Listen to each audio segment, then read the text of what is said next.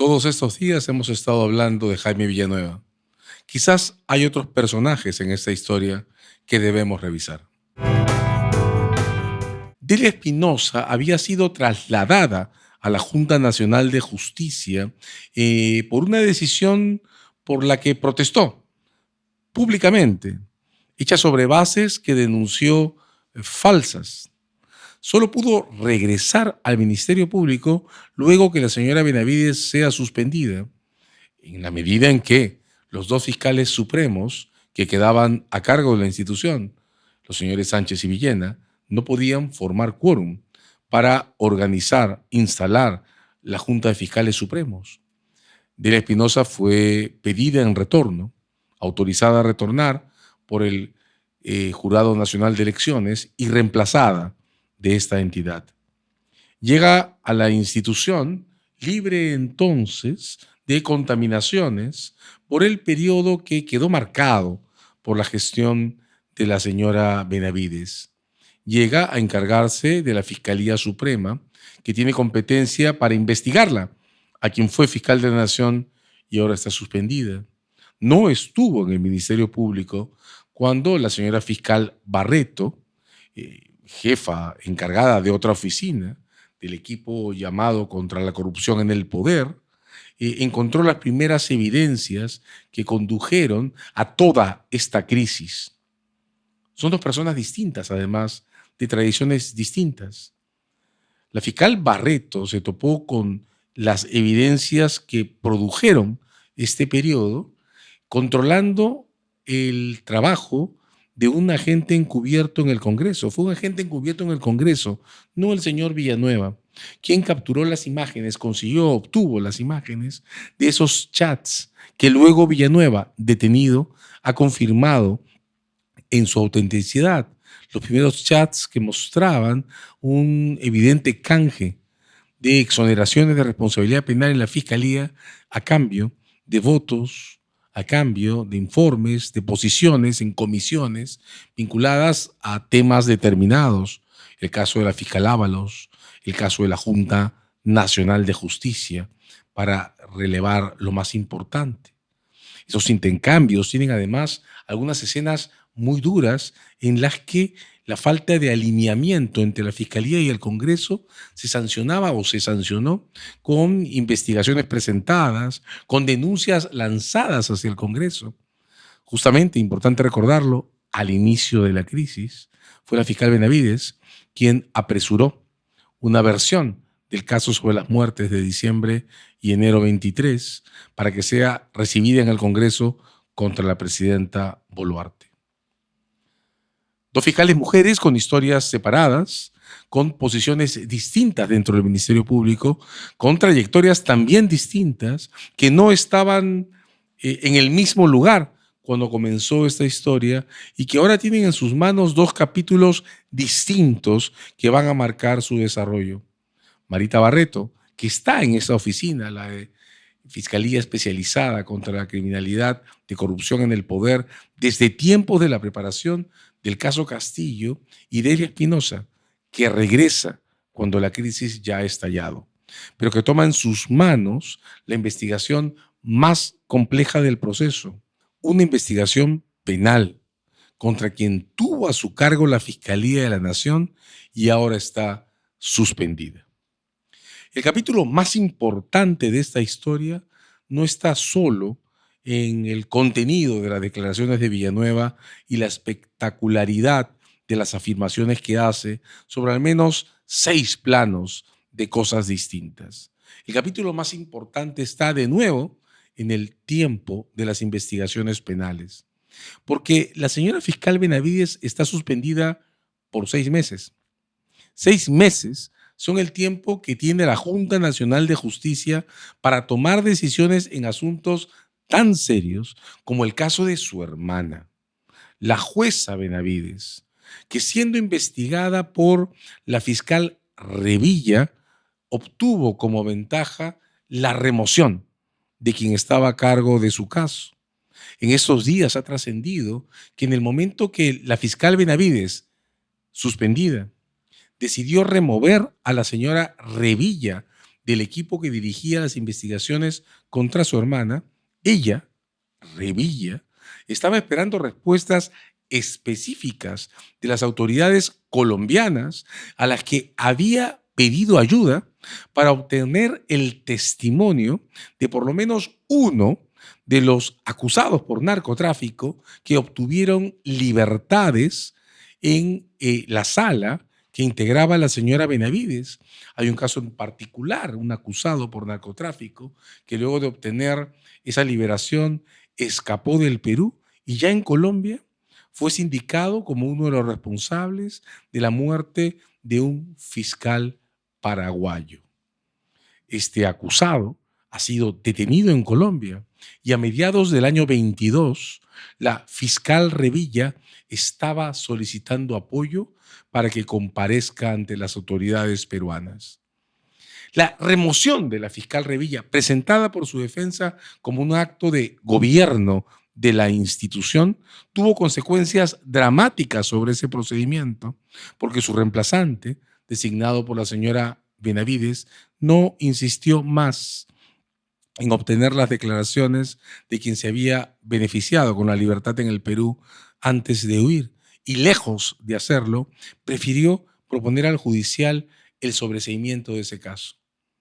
El sobreseimiento solicitado por la Fiscalía ha sido desestimado y el caso tendrá entonces que ser reabierto. Este es el caso de la destitución de la señora Revilla, el tema principal sobre el que debe pronunciarse en los siguientes días el Tribunal Constitucional, el que pone base a ese caso competencial en que la defensa de la señora Benavides sostiene se ha abierto una investigación por lo que solo es un acto de gobierno. Remover a la fiscal que investigaba a su hermana con una resolución que lleva su propia firma y que conduce a que el Ministerio Público renuncie a insistir sobre un procedimiento de cooperación que tenía por objeto tener la declaración de quien se fugó, alguien que del narcotráfico pasó al asesinato de un magistrado paraguayo en Colombia. Bien, 6 meses para que la Junta Nacional de Justicia decida entonces cuáles son las consecuencias de una decisión de remoción como la que se hizo sobre la señora Revilla. 6 meses durante los cuales, digo mal, semanas, días, antes que el Tribunal Constitucional mismo tome una decisión sobre si va a adherirse o no a la teoría de la defensa de la señora Benavides, conforme a la cual remover a la fiscal Revilla en estas condiciones, en el medio de esta historia, era solo un acto de administración. 6 meses, que son el tiempo que tiene la señora Espinosa para avanzar en las pesquisas que tiene a su cargo por todo lo que implican las historias alrededor de la fiscal Benavides, que cruzan por la remoción de la señora Revilla, pero que atraviesan una serie de otras escenas, estas sí, derivadas de la Operación Valquiria, en las que están sus relaciones con congresistas más o menos ya identificados para obtener votos a favor de la destitución de la fiscal Ábalos antes de ser inhabilitada, integrante de la Junta de Fiscales Supremos, factor entonces de gobierno y oposición dentro del Ministerio Público, para obtener además votos para abrir y sostener las investigaciones que ella impulsó, que el Congreso impulsó contra la Junta Nacional de Justicia, iniciadas luego que la Junta decidiera investigarla. 6 meses. No son poco tiempo, pero podrían ser estrechos además si se observa las dificultades que tiene el Ministerio Público para poder desarrollar investigaciones en plazos cortos sobre hechos relevantes. Pero 6 meses que tal vez sería importante no postergar, porque una suspensión sobre quien fue elegida en su día como fiscal de la Nación puede ser un factor, es un factor de acumulación de tensión institucional demasiado intenso para pensar en una prórroga que convierta este caso en uno de esos casos que nunca terminan, que son a los que por desgracia nos estamos acostumbrando. 6 meses además en los que tendrá que decidirse si la señora Ábalos regresa a integrar la Junta de Fiscales Supremos, 6 meses en los que la Junta de Fiscales Supremos tendrá que decidir, ya sea por la decisión de la Junta o la que tome la señora Espinosa al frente de los casos Benavides, si la señora Benavides debe seguir siendo fiscal de la Nación o si empieza a ser momento que la Junta de Fiscales Supremos elija a su reemplazo. La fiscal Delia Espinosa es la que ha recibido esta declaración, ¿cómo le llamamos? Ómnibus, en la que el señor Villanueva transita en solo 2 fechas por 6 asuntos de diferente nivel de importancia, con diferente cantidad de información y con evidentes diferencias en las implicancias legales que cada uno de sus relatos contienen.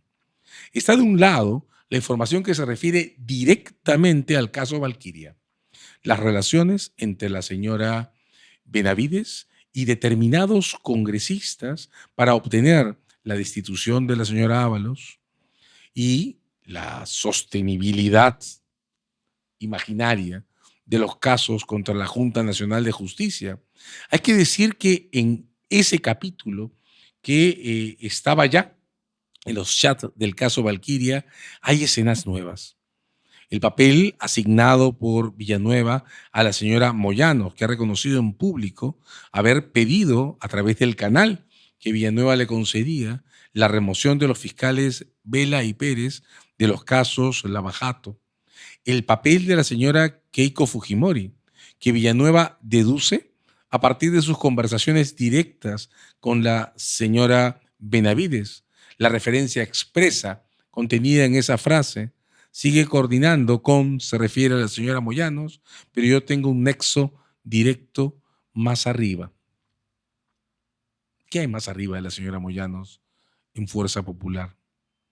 No son los únicos personajes. Alejandro Soto, el presidente actual del Congreso, tiene una historia propia en un canje específico de favores, maneras de organizar la agenda del Parlamento contra personas que se colocan en determinadas posiciones.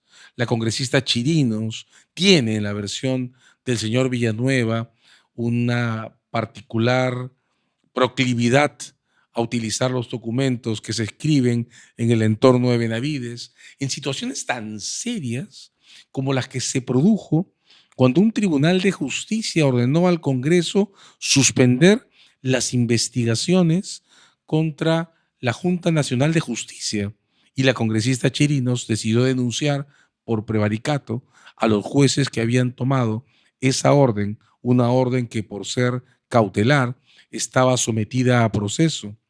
Había llamado la atención de todos que el Ministerio Público decidiera invadir una esfera sujeta a jurisdicción y abrir una investigación penal por prevaricato a magistrados que aún no habían tomado sentencia sobre el caso que se estaba discutiendo.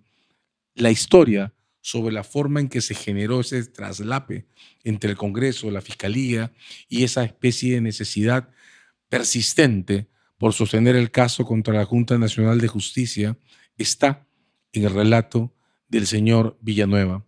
Hay otras cosas. Hay relaciones directas, descritas, que comprometen a la señora Benavides con cosas que se han negado. Una relación planteada con Hernán Garrido Leca, que regresó de su estadía en el exterior hace unas semanas para negar toda referencia a él y toda relación con estas historias. La anécdota es llamativa.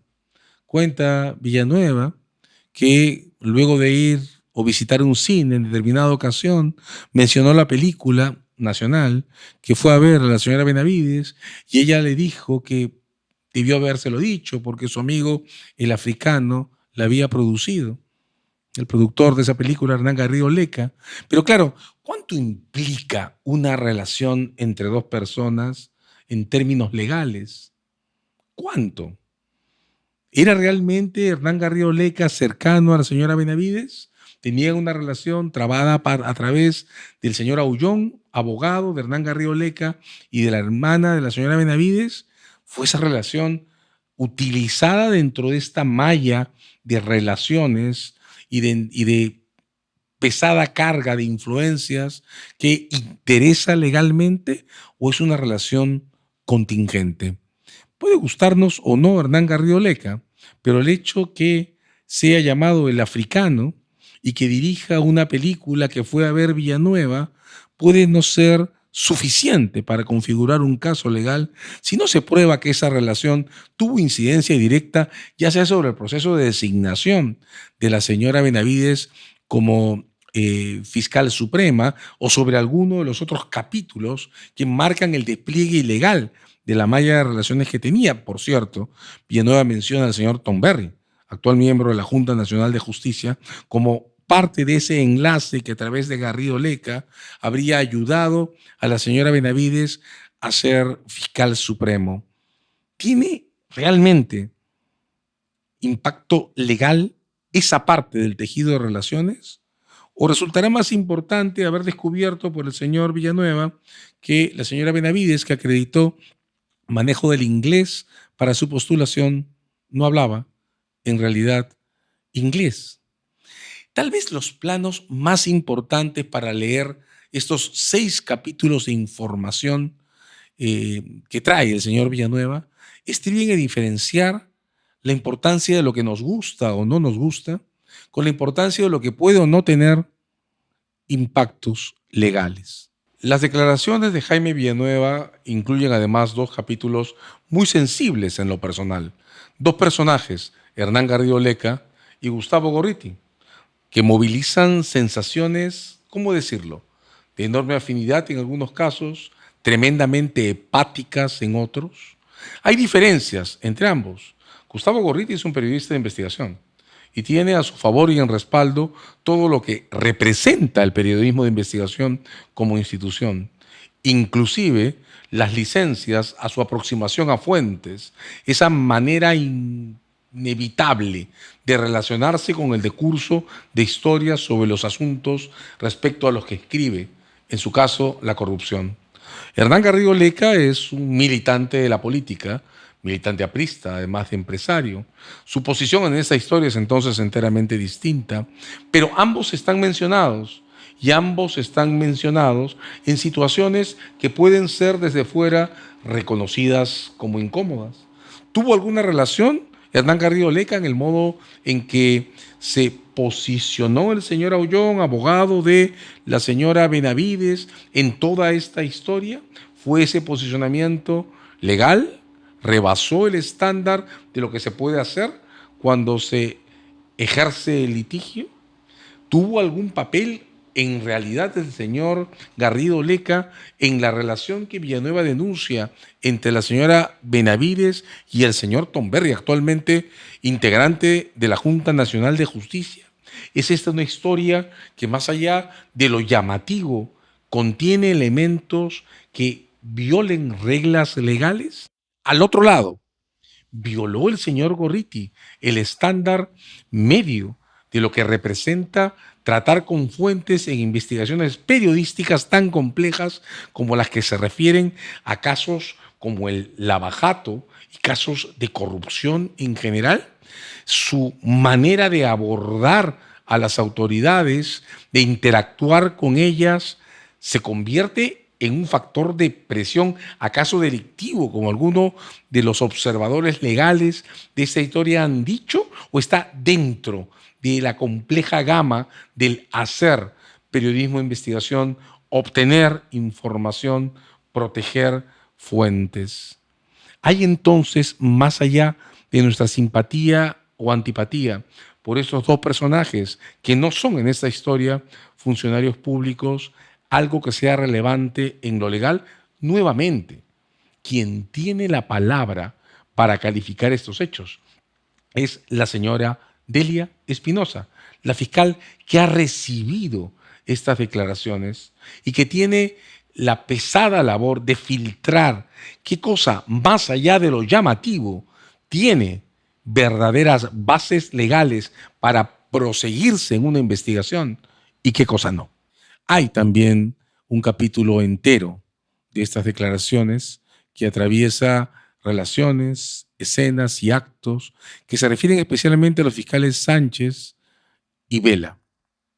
Anécdotas que se refieren a la fiscal Ábalos y contra lo que parecen creer las, quienes siguen la defensa o respaldan la defensa de Keiko Fujimori, muy pocas escenas, solo una reunión y punto, que haga referencia directa a José Domingo Pérez, el fiscal con el que están enfiladas las baterías de quienes sostienen que a partir de esta declaración se puede anular un proceso que en realidad no está ya en investigación, sino a puertas de un juicio.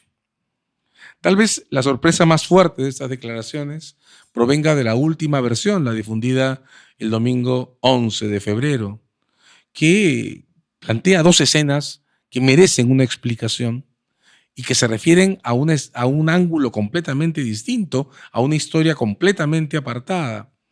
El caso del financiamiento de la campaña de Perú Libre, que no incluye a Pedro Castillo, el candidato de esa campaña, ni a Dina Boluarte, su vicepresidenta, que fue relacionada con el uso de esos fondos. Recuerden el caso del señor Shimabukuro. La declaración de Villanueva sugiere que esas exclusiones habrían sido decididas o en ellas habría tenido influencia el señor Rafael Vela, el más importante de los fiscales sobre lavado de activos, jefe del equipo especial. ¿Es eso cierto o no? No lo sabemos. Ese es uno de los capítulos de la declaración de Villanueva que no corresponde a la evidencia del caso Valquiria y que no está apoyado en ninguna evidencia alterna, salvo el hecho que, en efecto, ni Pedro Castillo ni Boluarte fueron incluidos en esa decisión que provocó el operativo sobre Perú Libre. Hay ahí un asunto que explicar sin duda alguna. Esperemos que haya una explicación satisfactoria. 6 asuntos, entonces. Diferente nivel de extensión, diferente nivel de conexión con el caso Valquiria, que es el que tiene las evidencias originales de esta historia. Diferente nivel de desenlace, porque hay por lo menos 2 fiscales que están investigando estos hechos. Un material que vamos a seguir revisando, pero que tenemos que leer libres de cualquier prejuicio.